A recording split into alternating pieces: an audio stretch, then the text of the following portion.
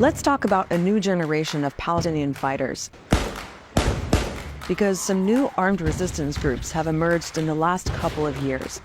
Israel has used massive military firepower to go after them and calls them terrorists. We will do what we can to fight the terrorists. These groups say they're fighting for freedom and against Israel's occupation. أنا ما ظلش عندي خيار ثاني غير إنه أحمل سلاحي وأطلعهم حتى أموت، لأنه هيك هي كمية الحياة. So who are these armed groups? How have they come about? And what are they fighting for?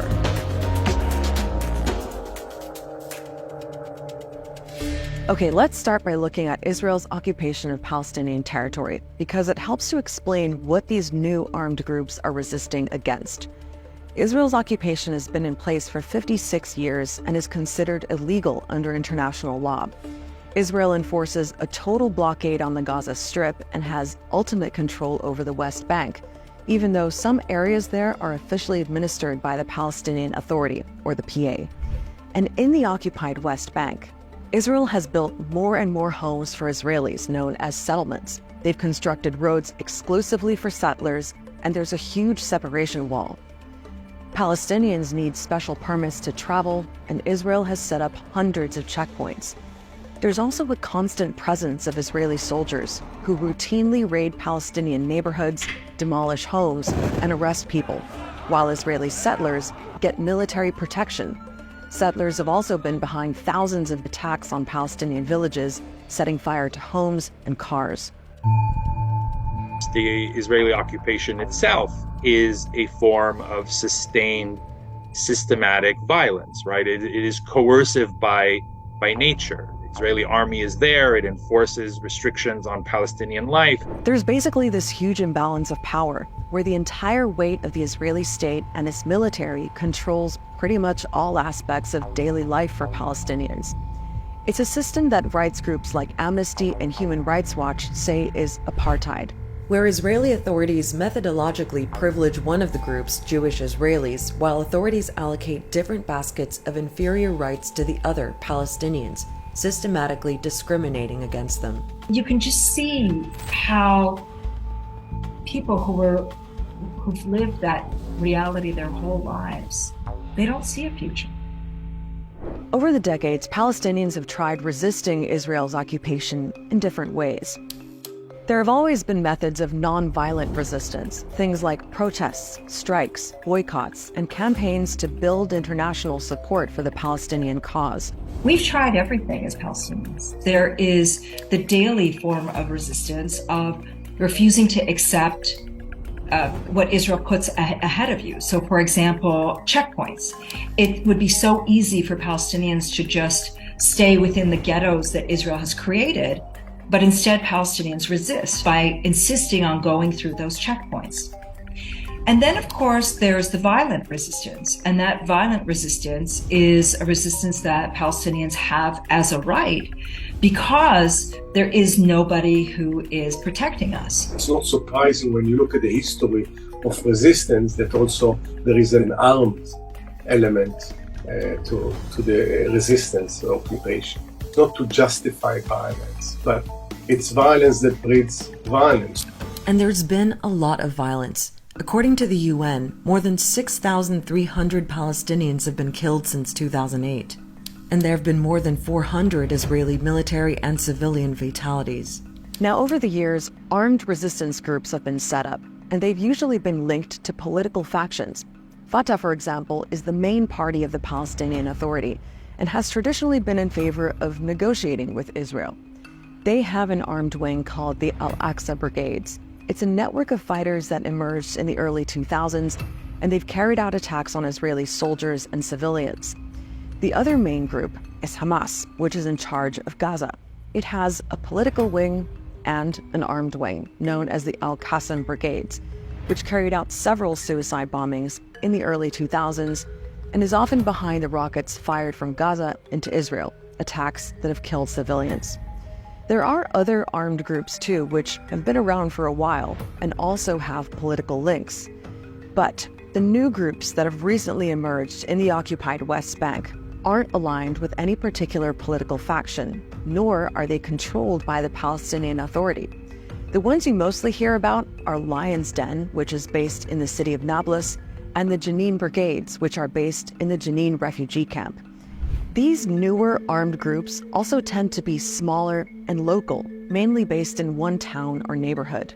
And it's not clear who's in charge of them or how they're organized. It is sort of an ad hoc collection of mostly very young male militants who belong to different factions, who don't have a kind of central command, either in political or military terms. What we are seeing now is, instead of them being confined to just one political faction, groups come together, form together to try to protect their camp, trying to protect their cities, their towns.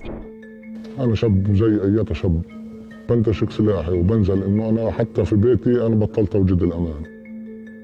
أنا لما طلقت عن بيتي وعلى أهلي وأبوي وأمي شيء طبيعي، أنا بدي أقاوم، أنا بدي أموت وبديش أشوف هذا المنظر. So why have these groups emerged now? Well, one thing to keep in mind is the general context in the last few years.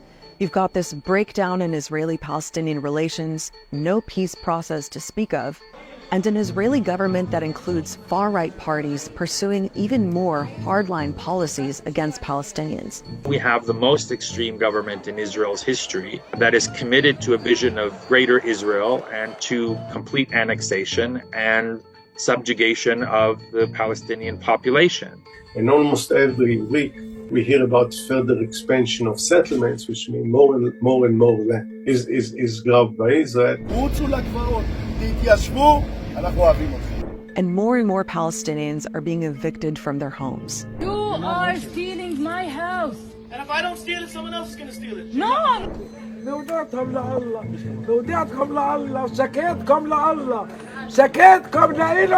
Instead of Israel being held accountable, it's getting worse. That's the Israeli context. On the other side, you've got the Palestinian Authority, which has become pretty unpopular. It's criticized for things like corruption and for cooperating with Israel on security and intelligence.